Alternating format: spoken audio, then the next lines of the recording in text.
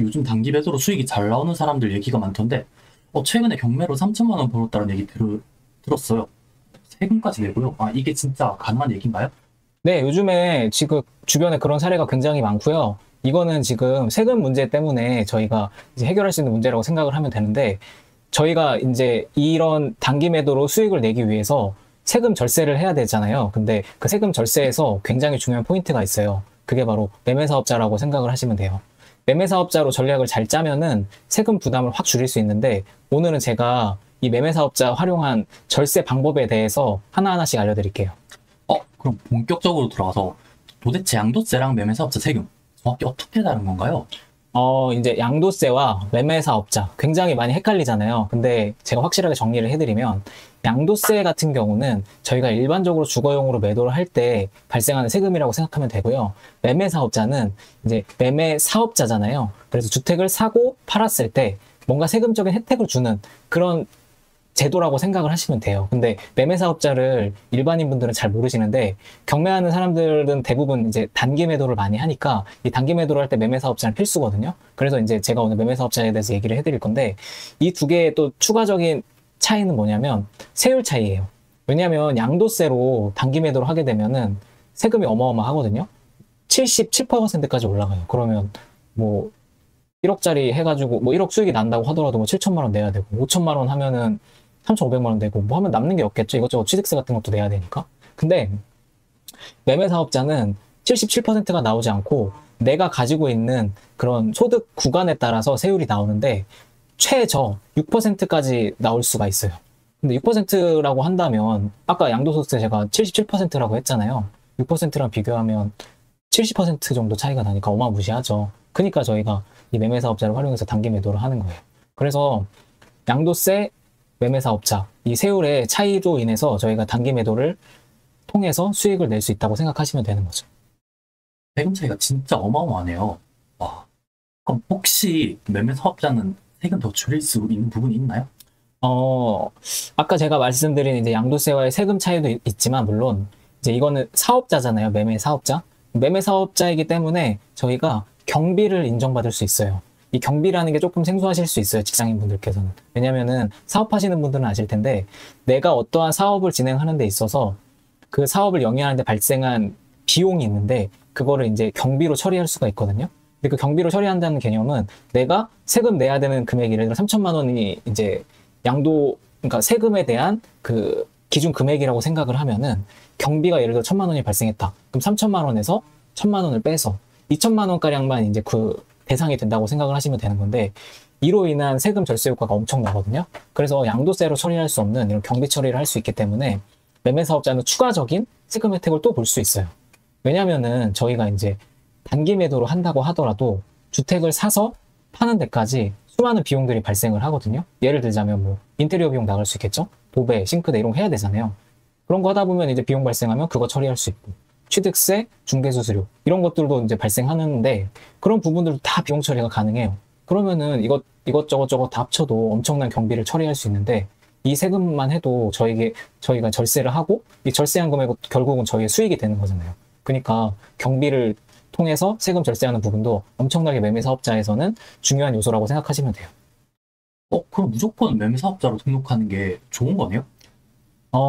매매사업자로 등록을 하면은 좋은 거는, 저희가 이제 단기 매도를 할 때라고 생각을 하시면 되고요.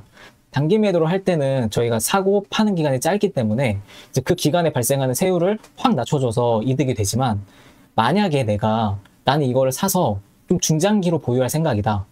이제 정확하게 말씀드리면 2년 이상 보유를 할 계획이 있다. 그렇다고 하면은 매매사업자를 활용하는 게 오히려 좋지 않을 수가 있어요.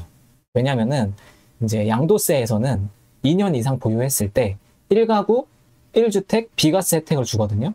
근데 그거 같은 경우는 매매사업자는 세율이 조금 발생하지만, 양도소득세로 만약에 2년 보유하고 판다. 그럼 세금 하나도 없어요. 그러면 이게 낫잖아요, 무조건. 그러니까 이제 내가 만약에 2년 이상 보유할 계획이 있다라고 생각을 하면은 매매사업자를 굳이 활용하지 않고 그냥 그대로 양도소득세로 파시면 돼요. 그렇게 하시면 되는 거니까, 가장 중요한 거는 내가 물건을 낙찰받았을 때 단기로 팔 건지 아니면 2년 이상 보유를 하게 될 것인지, 그 부분에 대한 투자 방향성을 찾고 세금 전략을 짜는 게 매매 사업자의 핵심이라고 생각하시면 됩니다. 그리고 또 제가 매매 사업자 인터넷 찾아보다 보니까 이게 국세청에서 매매 사업자를 어떤 기준을 딱 가지고 본다는데 그게 어떤 건지 한번 알려줄 수 있나요? 이제 이 부분에 대해서 이제 많이 질문도 하시고 하시는데, 이게 왜냐면 국세청에서 정해놓은 기준이 명확하게 있기는 있어요. 정확하게 말씀을 드리면 연 1회 취득을 해야 되고 그 다음에 2번 팔아야 돼요. 그래서 이런 요건이 명확하게 정해져 있는데, 대신에 국세청에서 어느 정도 매매 사업자라는 부분이 제가 방금 말씀드린 1회 취득, 2회 이상 매도, 이걸 지키지 않아도 인정해주는 경우가 있어요. 이게 뭐냐면 사업의 반복성과 연속성이라고 생각을 하시면 돼요. 이게 무슨 말이냐면, 내가 매매 사업자로 사업을 계속 진행을 하는데 2회 매도를 못했어요. 그러면은 나 이거 매매 사업자로 팔면 세금 혜택 못 받는 거 아니야? 이게 아니라 내가 1년 동안 매매 사업자라는 사업자 활동을 지속적으로 영위했다는 인정을 받을 수 있는 증빙 자료가 있다. 그러면은 그거 같은 경우에도 매매 사업자로 인정을 해주고 또 세율에 대한 혜택도 줘요. 그래서 내가 1년 안에 2개를 못 팔아서 경매를 난 안 하겠다, 이렇게 생각하시면 절대 안 돼요. 왜냐하면 한 개만 팔아도 내가 계속 1년 동안 경매 입찰도 하고 이런 활동들을 증빙할 수만 있다면 충분히 하나를 팔더라도 세금 적용을 받을 수 있거든요. 그러니까 무조건 제가 말씀드린 기준이 다 이게 아니라 제가 말씀드린 반복성과 연속성을 유지할 수만 있다고 하면은 충분히 매매 사업자를 활용할 수 있습니다. 그럼 매매 사업자를 요거 등록하기 전에 고려해야 될 사항도 있을까요?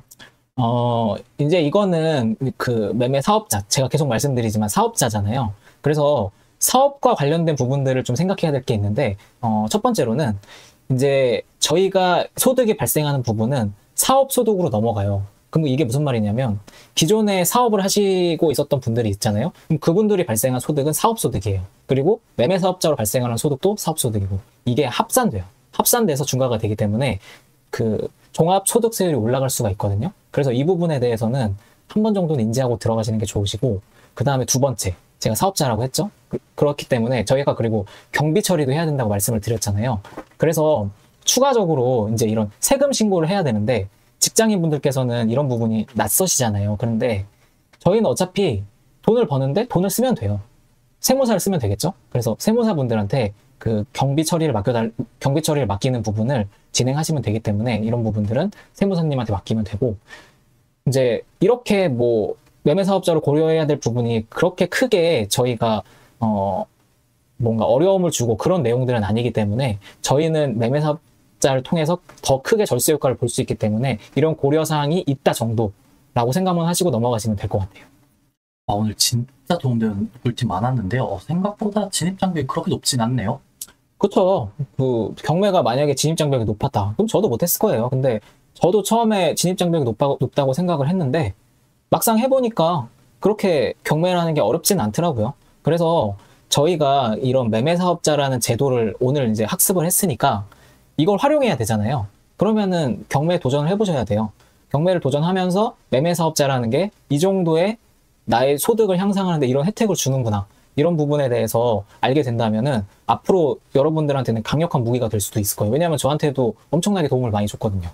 그래서 오늘 제가 말씀드린 이 매매 사업자라는 거를 다시 한번 학습을 계속 반복해서 해보시고, 경매를 활용할 때 내가 수익을 계산하거나 뭔가 입찰가를 산정할 때 이런 부분들을 좀 적용을 하셔가지고 매매 사업자라는 부분을 적용을 해서 여러분들이 수익 활동을 할 수 있게 도움이 되셨으면 좋겠습니다.